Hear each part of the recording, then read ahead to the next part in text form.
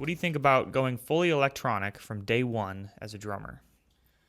I would say no for most people. No, that's probably not the way to do it. I think the biggest problem that you'll run into is, well, you run into several problems if I'm being honest. The first of which is that there's only so many things you can do with an electronic kit, and for the most part, gigging is not one of them. Like, if you were, okay, let me start it this way. If you were going to do that, I think it makes sense that you should be the kind of person who's exclusively interested in like programming and recording drums. Because if that was all you ever wanted to do was like write drum parts in a studio for someone else to eventually come record, or maybe just for you to have, like scratch tracks for your band. So it's like you're the producer of the band and maybe you play guitar, but you would really like to be able to write and record some drum parts for that project and have them sound relatively good so you could record over them. And eventually you'll take that to a studio, maybe you hire a drummer, or maybe you have a full-time drummer in the band. So you get that electronic kit for the purpose of writing and recording. To me, that's fine, because that's the whole point, right? But if you ever see yourself being the actual drummer doing the recording in the studio, you're not going to be able to use an electronic kit. If you ever wanted to play gigs and go on a tour, pretty uncommon that you would exclusively be on an electronic kit.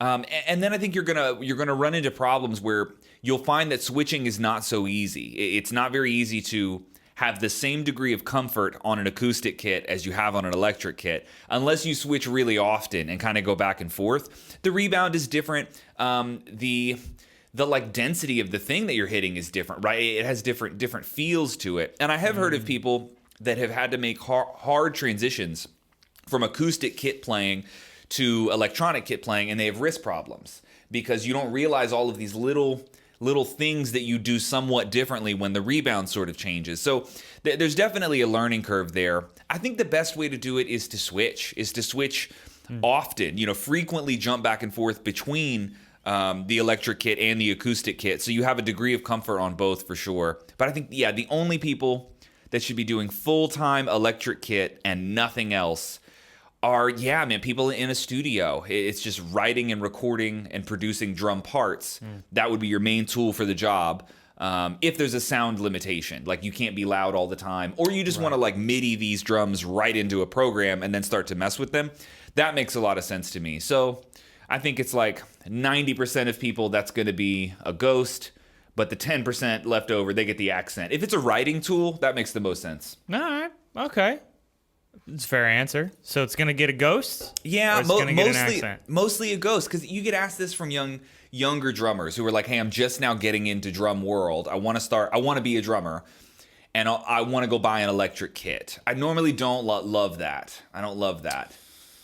I think you're giving up a cool factor for sure. And I hate that you could play and practice drums for like 2 years on an electric kit, and then you go over to your buddy's house to jam, and he's like, I got an acoustic, and you're like, this is weird. Like, it shouldn't be weird, right? Yeah. I mean, for your first child, you wouldn't get an electric kit? I wouldn't. Day one? No. Day one, full acoustic. Here you go, full volume. I mean, you got a studio, but... Yeah, you think like, I don't want you like going in there, like you stay inside, stay in the house, like, and they just want to do that, and it's loud. Yeah, I don't know. I mean, I've had electric kits before. To be honest, if I have a true choice, I can play the acoustic or the electric. I never pick the electric. No. I just never pick it. I don't know why. It's always just like not quite what I want to do right now. But that seems to be the case every time. I never pick it. So I don't know. I think it should be. I'm so glad it's an option. I've been to the Roland headquarters and seen the stuff that they had. Like, It's not just Roland, obviously. There's Yamaha and Alesis and many other brands. I'm so glad that world exists. I think it's awesome. But I really don't know, in my mind, if it could serve as like a true replacement for real drums. No.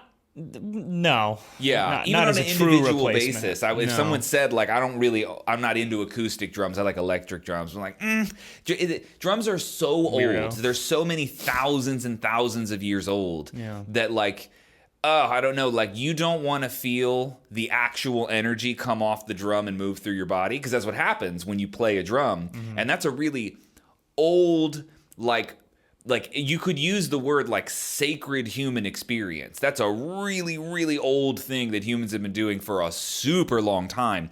And so to say like, I'm not really into that. Like I like the like a mesh pad with a dot on a computer screen. Like, there's something missing there for me.